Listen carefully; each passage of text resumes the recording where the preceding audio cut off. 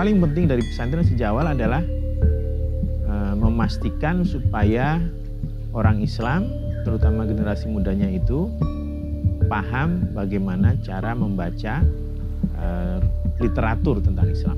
Ya, pertama tentu Quran, hadis, tapi akhirnya literatur, semua kajian tradisi klasik dan seterusnya. Nah, sehingga dengan begitu maka lembaga pesantren itu memegang peran sangat kunci dalam menjadi pilar pendidikan Islam.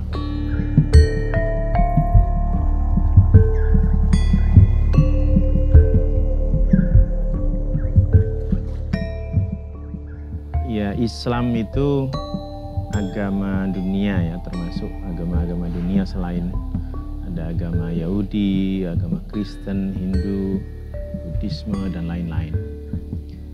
Tapi yang namanya agama, bahkan ketika dia dipercayai sebagai ajaran yang turun dari langit itu, dia tidak pernah muncul di ruang hampa. Dia selalu muncul di tengah masyarakat, dan karena dia muncul di tengah masyarakat artinya dia muncul dalam bentuk kebudayaan.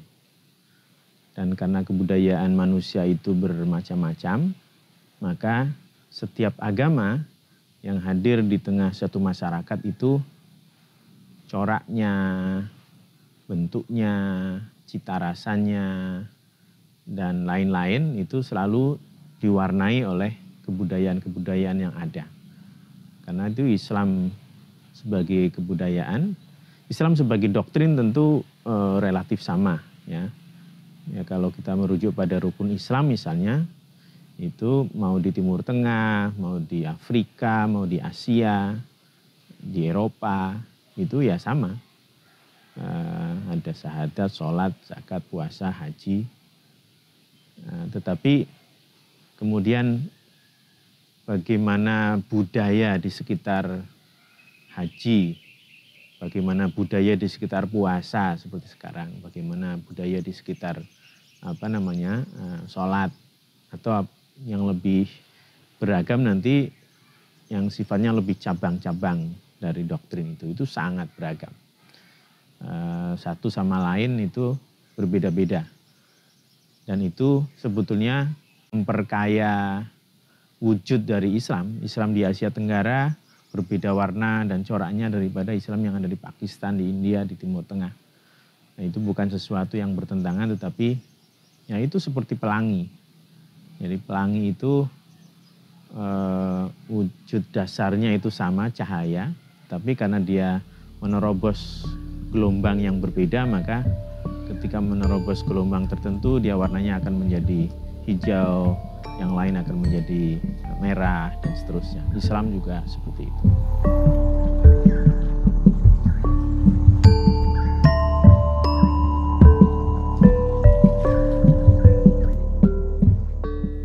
Yaitu kultur itu kan sebetulnya wadah, budaya itu wadah.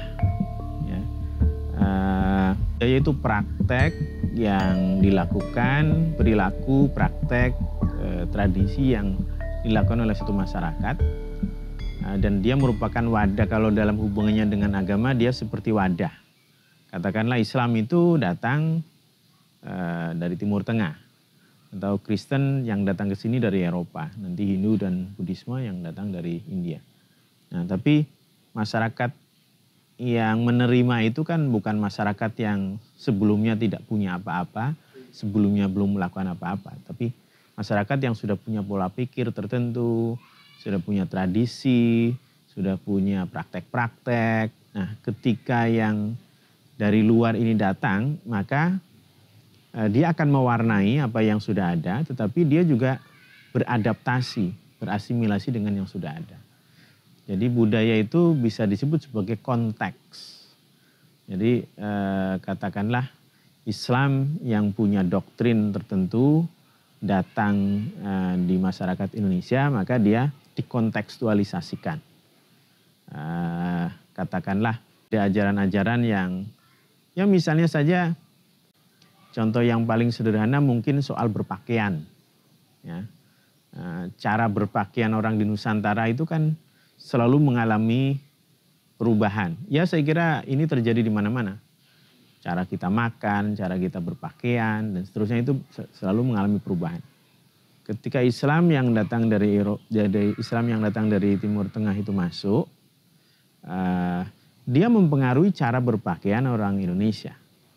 Tetapi pada saat yang sama, cara berpakaian orang Arab yang membawa Islam ke sini itu juga tidak diterima begitu saja tanpa kontekstualisasi. Misalnya bentuk kerudung kita dulu ya, kerudung yang menutup kepala tetapi tidak menutup rapat. Karena memang tradisi kita yang perempuan ya, itu tidak menutup rapat kepalanya. Ini kan daerah yang tidak sepanas seperti di Timur Tengah. Kalau Timur Tengah itu kan kita perlu menutup rapat, bahkan bukan cuma perempuan tapi juga laki-laki. Karena memang pertama panas, yang kedua sering ada angin pasir, dan itu untuk melindungi tubuh kita. Itu cara berpakaian orang Arab. Jadi Islam yang kultural itu ya bagaimana Islam masuk, diterjemahkan, dikontekstualisasi sehingga yang datang dari luar itu menjadi bagian dari apa yang sudah ada di sini. Sehingga orang Islam yang ada di Indonesia itu tidak lagi memperlakukan atau mempraktekkan Islam sebagai sesuatu yang asing bagi dirinya. Sesuatu yang justru menjadi bagian dari dirinya. Supaya Islam itu menjadi bagian integral dari pemeluknya, dari cara berpikirnya, dari perilakunya, dari praktek-praktek yang dilakukan, ya dia harus menjadi bagian dari kebudayaan pemeluknya. Nah itu saya kira, maka kalau kita menyebut Islam kultural ya Islam yang praktek Islam yang menjadikan Islam sebagai bagian sangat penting dalam kehidupan sehari-hari yang memberi makna, yang karena itu kemudian memberikan orientasi bagi para pemeluknya. Nah itu saya kira makanya praktek ajaran Islam kemudian menyatu menjadi praktek, menjadi tradisi dari masyarakat di mana Islam itu dipeluk di Nusantara, dan wujudnya sangat bermacam-macam.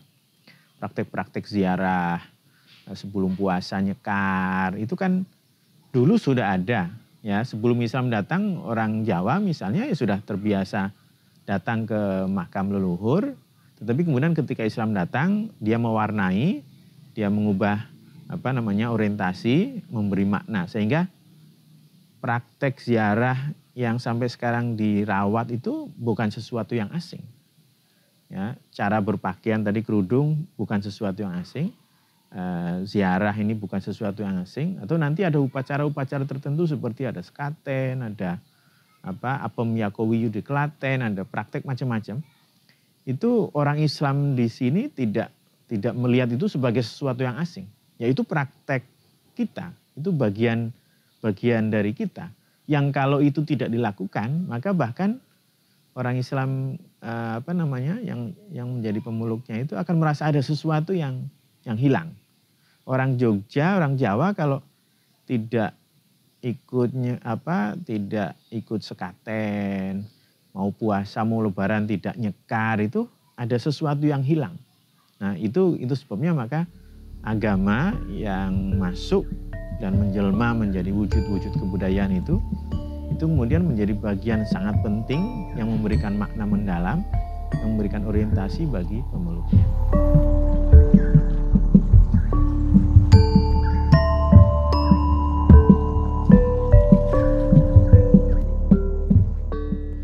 Di dalam agama Islam kan pendidikan memang merupakan satu aspek yang sangat penting. Ya, karena Islam itu agama kitab suci, agama yang rujukannya itu kitab suci, ya, yang tertulis. Karena itu menjadi orang Islam itu menjadi orang Islam yang baik itu ya wajib bisa membaca. Nah, untuk bisa membaca itu kan membutuhkan lembaga pendidikan. Karena itu sejak awal di mana-mana, di semua masyarakat Islam itu, yang namanya pendidikan itu merupakan bagian penting dari orang-orang Islam. Itu mau di Afrika, mau di Turki, mau di Timur Tengah, mau di Indonesia itu sama. Nah di Indonesia ini kemudian sejak awal munculnya Islam muncul pesantren, di mana anak-anak belajar membaca Quran, belajar tentang fikih ibadah dan seterusnya. Nah ini kan sebetulnya lembaga pendidikan Islam itu sekaligus lembaga yang mentransmisikan pengetahuan tentang Islam, yang merupakan wadah di mana generasi muda Islam itu belajar tentang agama mereka, menguasai pengetahuan, ilmu pengetahuan tentang itu, dan bagaimana mengajarkannya kepada orang lain. Jadi tidak heran sejak awal kedatangan Islam, pesantren itu merupakan bagian yang sangat penting. Nah itu dari periode ke periode tentu ada perubahan ya, ada perubahan baik coraknya maupun arahnya, tetapi yang paling penting dari pesantren sejak awal adalah memastikan supaya orang Islam, terutama generasi mudanya itu paham bagaimana cara membaca literatur tentang Islam. Ya pertama tentu Quran, hadis ya, tapi akhirnya literatur semua, kajian, tradisi klasik dan seterusnya. Nah sehingga dengan begitu maka lembaga pesantren itu memegang peran sangat kunci dalam menjadi pilar pendidikan Islam. Nah karena pesantren itu lembaga pendidikan yang basicnya itu adalah mengajarkan literasi, memahami resources, literatur, awalnya Quran, hadis, kemudian kitab-kitab klasik dan seterusnya. Itu di situ kan otomatis juga ditanamkan metode pengetahuan ya, bagaimana memperoleh pengetahuan, bagaimana memastikan pengetahuan yang diperoleh itu valid dan seterusnya, ya epistemologi. Nah itu kan akhirnya lembaga pesantren itu mempersiapkan generasi muda Muslim supaya bukan cuma faham tentang basic pengetahuan tentang Islam, tetapi juga mengolah nalar. Ya, jadi tradisi perdebatan misalnya, karena di Islam ada banyak sekali madhab, itu kalau kita cukup belajar di pesantren, kita akan mengenal banyak madhab, banyak aliran, banyak ahli dengan argumennya masing-masing. Itu kan artinya sebetulnya belajar nalar. Kalau orang berpendapat A, itu sumbernya apa, argumennya apa, konteksnya apa. Kalau yang ulama B berpendapat lain, maka dia konteksnya apa, kapan, argumennya apa, bagaimana menafsirnya. Nah, ini kan olah nalar yang sebetulnya cukup sophisticated.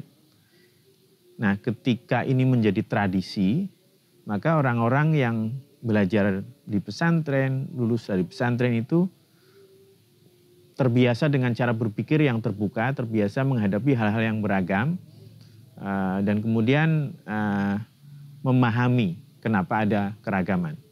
Dan siap untuk baik berdebat tanpa judgement yang negatif, untuk mendengar yang berbeda, untuk menerima yang berbeda, untuk berinteraksi dan bergaul dengan yang lain. Nah ini saya kira kenapa kemudian pesantren itu melahirkan karya-karya orang-orang pesantren ya, melahirkan karya-karya yang cukup berkualitas itu karena memang tradisinya sudah ada. Nah memang prosesnya tidak selancar seperti yang mungkin kita pikirkan secara sederhana. Karena di pesantren itu kan literaturnya literatur Arab klasik. Kemudian nalar yang ada di pesantren itu berbeda dengan nalar barat modern. Nah, itu generasi awal-awal itu tidak bisa langsung masuk ke katakanlah sastra Indonesia modern karena di sana ada gap. Apalagi dulu orang pesantren itu tidak masuk ke sekolah modern ya, madrasah itu muncul kan belakangan. Orang di pesantren belajar dengan literatur tertentu, cara berpikir tertentu, tradisinya berbeda, ya itu tidak langsung klik, tidak langsung kompatibel dengan cara berpikir modern.